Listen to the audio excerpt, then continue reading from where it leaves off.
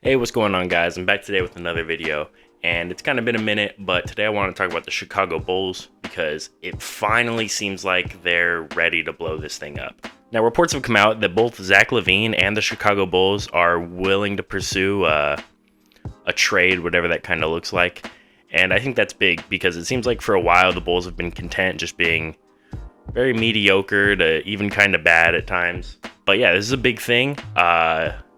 If they're ready to move Zach LaVine, I don't see why they wouldn't be ready to move everyone on that roster who's the age 28 and above. So yeah, today we're just going to kind of look at the Bulls and see what kind of trades might be out there for their players, including like Zach LaVine, Vucevic, DeRozan, even Andre Drummond and Alex Caruso. So let's get into it.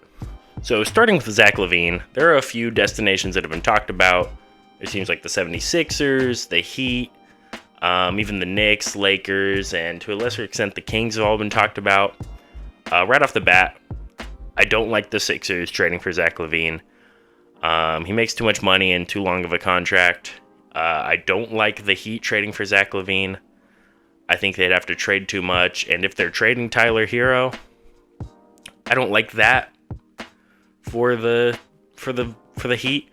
I think maybe Zach LaVine is a marginally better defender. I think Tyler Hero's a much better playmaker. And Zach LaVine's probably a better scorer.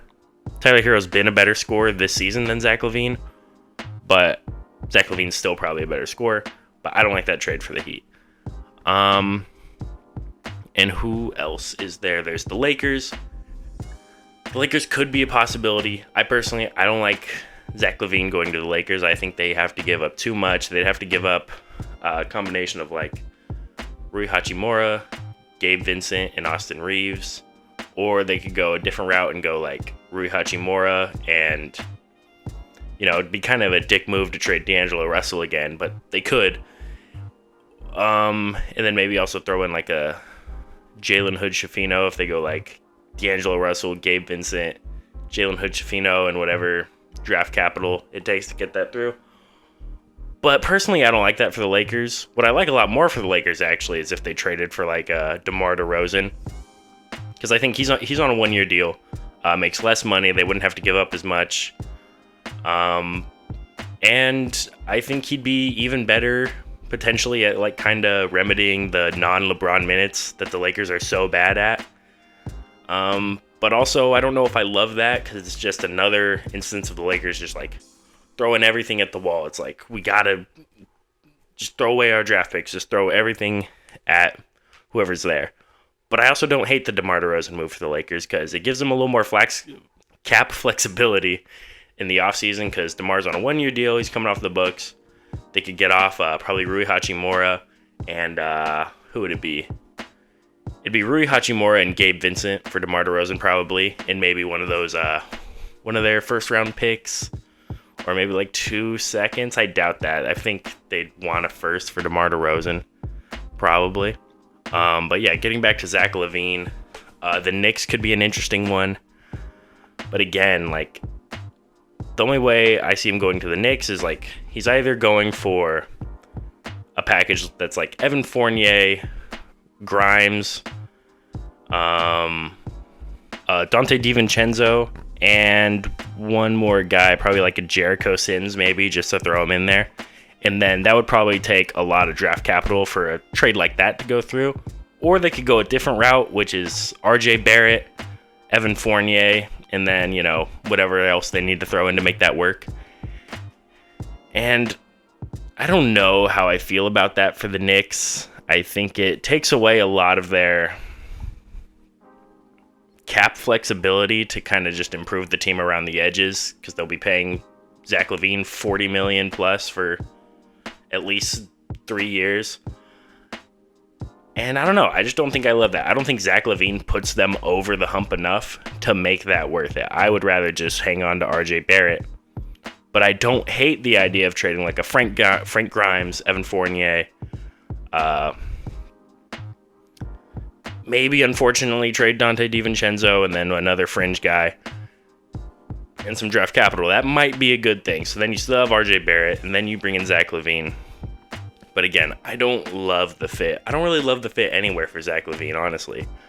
I don't like the fit with the Kings. A lot of people are talking about that. Or maybe not a lot of people, but a few people. And it would be something like Kevin Hurt or Harrison Barnes for Zach LaVine. And I don't think that's good for the Kings. I think that would actually set the Kings back. But yeah, so now that we got Zach LaVine out of the way, let's talk about who's probably has the most trade value or be the most sought after player on the Bulls. And that's probably Alex Caruso.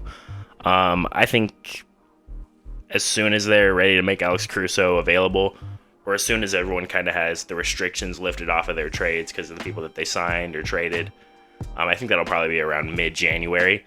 It could be like an all-out bidding war for Alex Caruso. And typically I would think Alex Caruso, he's probably worth like, a contract that matches and a first-round pick. But I do think that with the amount of people that will be in, you could potentially see Alex Caruso go for more because it's like, oh, well, so many people are offering us a first-round pick. Maybe there will be a team that's like, we'll give you 2 first-round picks or a first and 2 seconds for Alex Caruso, something like that. Teams that I would like to see Alex Caruso on, I think the Nuggets would be a really good place for Alex Caruso. Just go in there, play defense, play hard, maybe hit some threes. Obviously the Bucks would love a guy like Alex Caruso, but I don't see any way they could really make that happen other than like, I don't know, maybe if they trade Pat Connaughton, but I don't see that working out. I don't think the Bucks have an offer that would get Alex Caruso. So yeah, the Nuggets, the Lakers would love to have Alex Caruso, I'm sure, if they just trade like a Gabe Vincent and picks, or maybe if they package him with DeMar DeRozan, but I don't think that's going to happen. Alex Caruso is probably going to go to a fairly good contender. Dallas, I think, would like to have a guy like Alex Caruso, but I don't think they can make it work. Same thing with Boston. The Warriors would obviously love to have him, but I don't know who they would move. Gary Payton Jr. or the second, but probably not. So yeah, honestly, I think the Nuggets would be a good spot for Alex Caruso, and I think the package for Alex Caruso going to the Nuggets would probably look something like Zeke Naji and like Justin Holiday, and then maybe a first round pick, maybe 2 first round picks, maybe a first round pick and a second or a couple seconds. Something like that. I think that could be good for the Nuggets. And, Zeke Naji, he looks like a promising young player. But, he doesn't have a huge role. He's looked good at moments. He's also had moments where he just looked kind of But Peyton Watson seems to be like their young guy who's really in the rotation. Christian Brown is cracking the rotation. And it just seems like there's not a lot of minutes on this contending team for Zeke Naji. And he gets some opportunity on the Bulls. The Bulls might be interested in that. But now let's get into someone who I kind of want to talk about, even though there's really not much, and it's Nikola Vucevic. When I think about it, like literally, okay, there's maybe 2 spots I could see him going, but like the only spot I could really see him going, and this was talked about like a while ago. People talked about trading Vucevic for DeAndre Ayton with the Suns, but I could see a world where we kind of just see like a Yusuf Nurkic and Nikola Vucevic trade straight up for each other. And then, the Suns would probably have to throw in like 2 second-round picks. I know they have like 2 heavily protected second-round picks. Just like throw both of those in there. I don't know how the differences are on those if they don't pay out. I don't know what happens to them after. But maybe throw both of those in there, or maybe you throw an unprotected second in one of those.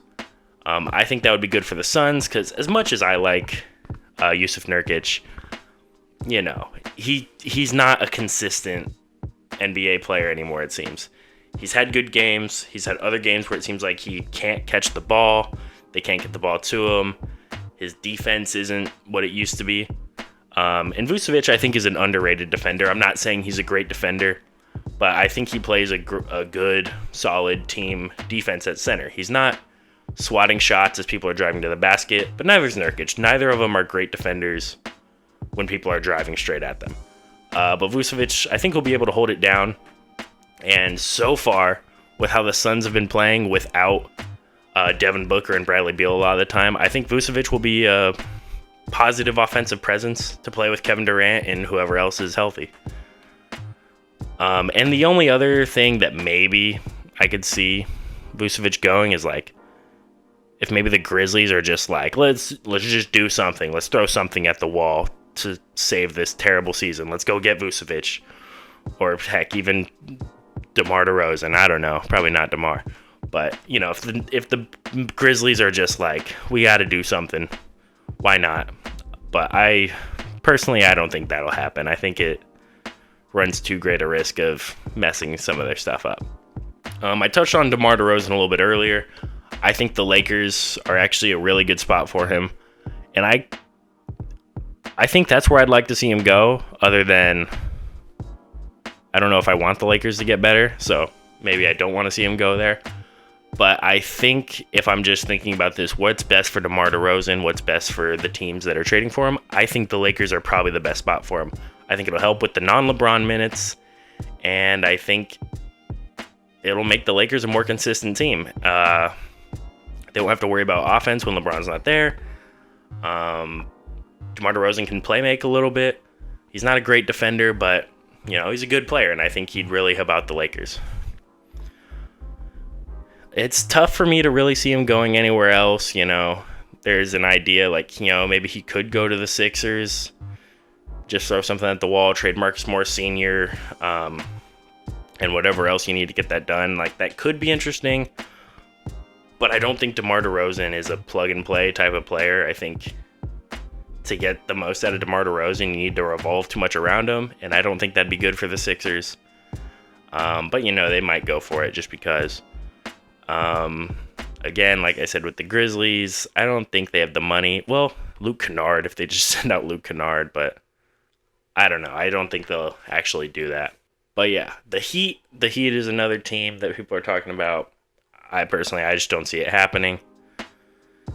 But one team, long shot for both Zach LaVine and DeMar DeRozan is like, what if the Hornets are just like, we really want to battle for the play-in tournament this season. We're trading Gordon Hayward for either DeMar DeRozan or Gordon Hayward and whatever else to make the salary work for Zach LaVine and whatever draft capital you need to throw in to make that work.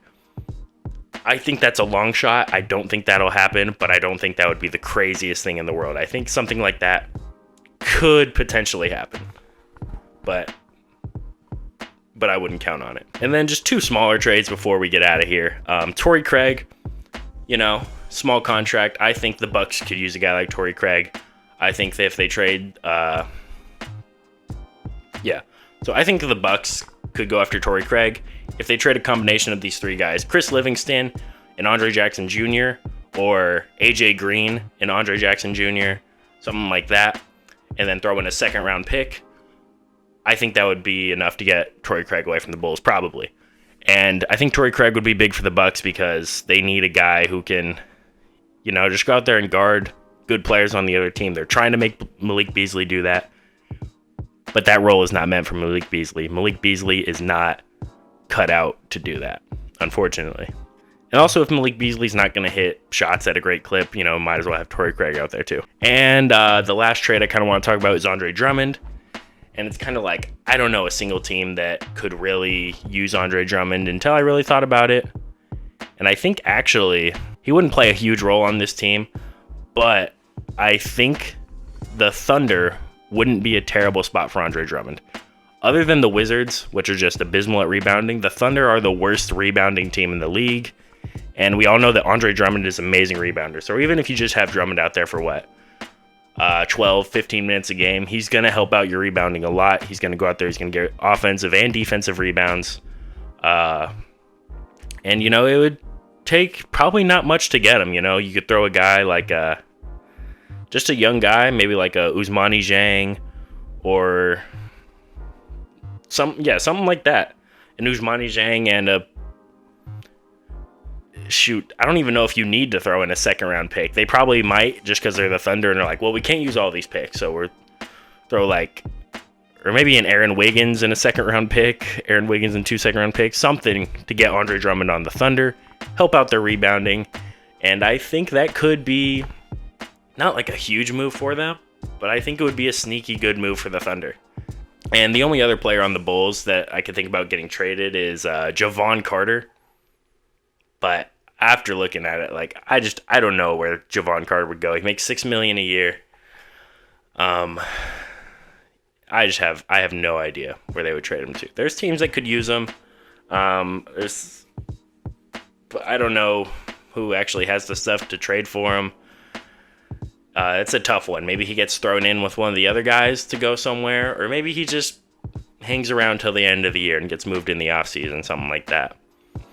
Which is also a possibility, I think, for Zach LaVine, unfortunately, because it's like there might just not be the right move out there available right now. You might have to wait till the offseason for him. Hopefully that's not the case, but yeah, that's pretty much all I got on the Chicago Bulls trades. I think this video ran a lot longer than I meant it to, but hey, we had fun, right? And if you are still watching the video at this point, then, you probably must have liked something. So if you can, leave a like on the video, subscribe to the channel. It really helps out a lot. It really helps in the YouTube algorithm. And yeah, I'll see you guys later. Peace.